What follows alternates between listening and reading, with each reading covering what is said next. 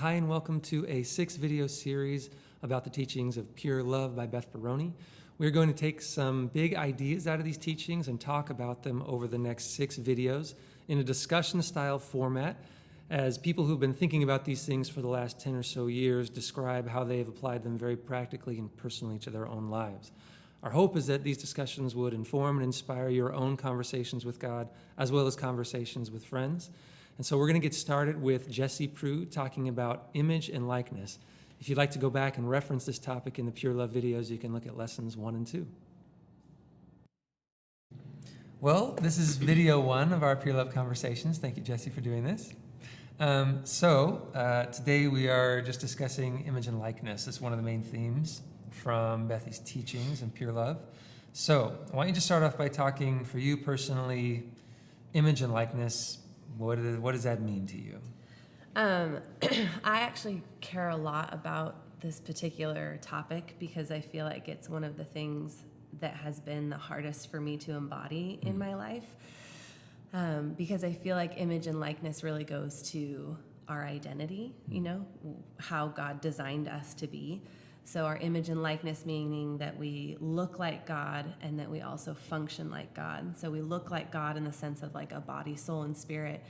And then we function like God where we're sort of this intellect, emotion, and will, and we're this big relationship where we work together, and then we're also designed to connect. So I'm designed to want and desire and thrive when I'm connecting with other people, when I'm connecting in myself, and then connecting with God. So I think there are some words that come along with that in addition to sort of looking like God and functioning like God, that when we were first created, that God made us good, that he looked at his creation and said it was good. So we were created valuable. We were meant to be with dignity. We are loved. We are good. So I feel like that's such an important aspect to our design, that it's not only how we look and how we function, but there's sort of this association of, and then what's our identity as a whole. And I feel like it really boils down to like, we are good and we are loved and we are worthy, and anything that would say otherwise is a lie or a trick. But that's really what should resonate for us in terms of looking and functioning like God. Yeah. What has it been a process of that just kind of settling in, or what has that process been like since maybe you first heard, like a Pure Love teaching or something over the years? Is it something you return to often? Yes. I mean, what does that look like? All the time. Yeah. Yeah, all the time. I think one of the hardest aspects of the whole concept of image and likeness is just we don't live in a world that sings that choir song for us. And so I feel like it'd be one thing like when they're walking in the garden and you're just walking with God and you're living and existing in that, the presence of that definition and of that just reality. I feel like what is so hard about the world that we live in is we believe in these things and we hear these things and it's so right. It's that feeling of like you hear something and you're like, yes, that's just so right. And then everywhere else you look, it's like hearing the opposite. So I feel like a big part of it in my life, a big part of it is I've actually just really tried to understand like who God is, what's his character, what are the words that describe him, what are the things that are important to him, and then trying to turn that and say like that's how he designed us. So, God is someone who loves and cares and feels deeply, and yeah, I could go on a bunch of those, but and then trying to constantly remember that when he looks at me, that he sees those things in me. And a huge, huge important element of that, I mean, a pivotal couldn't have existed without it, is having friends. Because like Amanda, whatever, I feel like I should qualify who Amanda is, but one of my closest friends talks about, I can't remember where she heard it, but that like your friends are the people who sing your heart song. And I feel like the friends in your life who, when everyone else in the world or all the experiences you have in your life might say otherwise, they're like the truth. So you come back and they're the people who can look you in your face and who know you for who you are and can actually say with authority, you are loved and you are enough. And that has been just, without it, I don't think I could have had any of the revelations that I've had. It kind of made that, what's the word? Environment. It created that environment where God could speak the truth and I could hear it. Yeah. Yeah.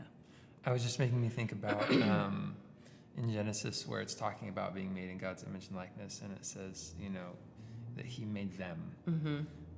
And you're talking about the communal aspect and how huge of a role that's played. It makes me just think that how could we possibly experience that sense of goodness? I mean, it'd be wonderful if we could see and walk and talk with God, but we can't.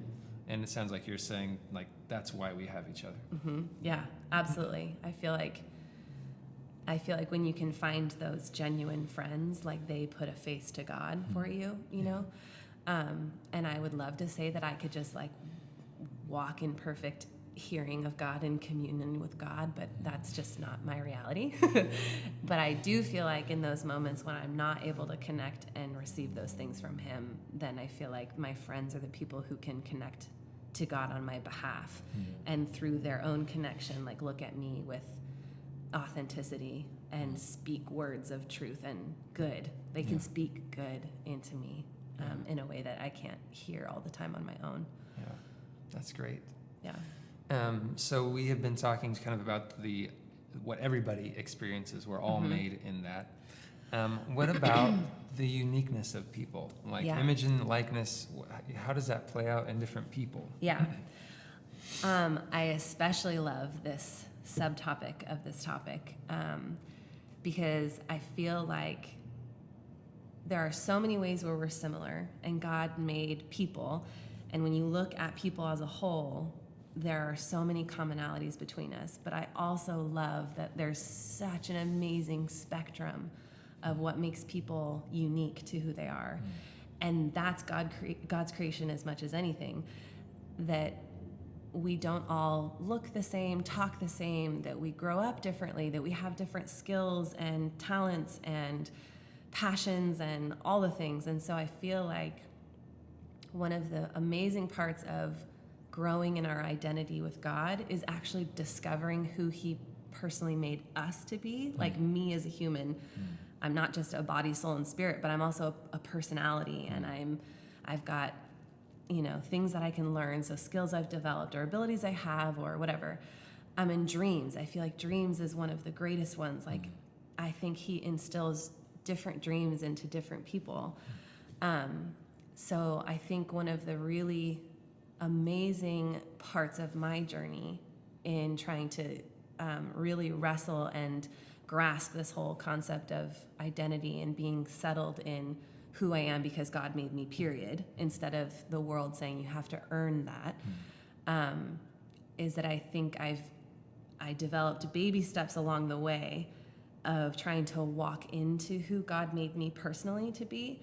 A huge role of, or whatever the word would be, example of that would be becoming a teacher. So from the time I was in second grade, which you're like, 6 or 7 when you're in second grade, you can look back in my journals, or you can ask my mom, and she'll say that I've only ever said I wanted to be a teacher. So from the time I was that little. And when you're in second grade, you don't have all of the insecurities and doubts. And I mean, not to say that there aren't some kids at that age that do, but most of the time kids at 6 and 7 are like, look at me, and, like to just be who they are unabashedly, which is wonderful and how it should be. So that was my dream from the time I was that age, and I had no knowledge of like the doubts and insecurities and fears that often develop as we get older. And so I only ever lived that dream. And then suddenly, when I was in graduate school and I was put into like student classrooms, I didn't realize how terrifying it would be to just be in front of a group of people, period. But then also being in front of a group of students who as high schoolers, that was one of my first opportunities to be a student teacher. High schoolers are not overly forgiving.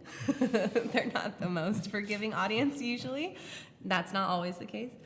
And so I feel like it was through that experience of like jumping in that I got to like learn, well, why was this dream instilled in me? And what about me is made for this? And where are the lies that are telling me that I'm unworthy of this?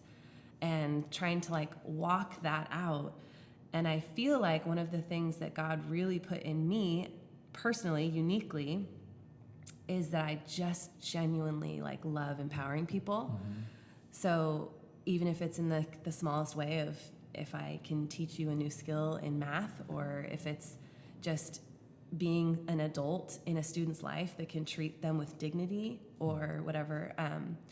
So I feel like it was this baby stepping process of like I would do a little and then find some positive experience and then build some trust with God. And then that happened over and over and over and over. And what was so amazing about it, by the time I got to teaching middle schoolers, teaching 8th graders, which was so fun, like amazingly fun and exhausting and all the things, was I feel like I got to see myself after like the 5 years I did it. I felt more myself than I maybe ever did before, because I feel like through putting myself into the dream I felt like I was called into, I got to discover things about me that I wouldn't have otherwise. So anyways, I don't know. I don't remember what the original question was. Doesn't matter. I mean, there's so many things that makes me think. First of all, I just think about that the process of, so image is something that you have. Like, it doesn't go away. It's just there. Everybody's got it. That's God's imprint on us. But likeness is more like, can I function according to that, that image? How's that happening? And so just thinking about what you're describing, the process of you becoming more comfortable in your own skin or who you feel like you are was such a risky, vulnerable process that required sort of getting outside of whatever limitations you'd put on yourself. Yeah. Or other people may have put on you as well. Right. I'm guessing that wasn't like a fun... No. There are many car rides home from the day of just like, as soon as I like shut the door and could like have to stop being professional, like just like break down into like utter hysterics of just the emotions from the day and just like the outpour of like, oh my God. But no, that was not easy at all. I feel like one of the things I've been thinking a lot about of this whole concept of vulnerability and trust is that I think it takes courage and it takes commitment, and then it takes the right support around you because it's inevitable that you will hit bumps or obstacles or receive hurts or whatever. So I think it's mostly just about, are you set up to handle them? So, what resources do I have within myself, making sure I'm taking care of myself, both spiritually and practically, like sleeping and eating. But then, do I have friends in my life that can help me when those things come around? And, what am I doing to stay connected and stay close with God?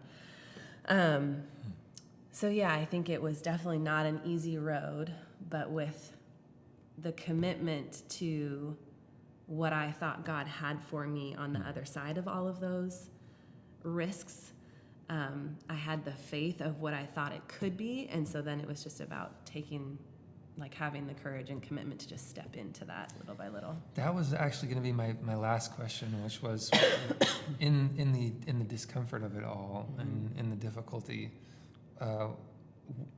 what kept you committed? And it sounds like what I'm hearing you say is that there was something that you felt like God said, I've got this for you. Yes. Is that right? Yeah, and I don't know if it was necessarily as clear as that. I think it would probably manifest for everybody differently. I think for me, it was just like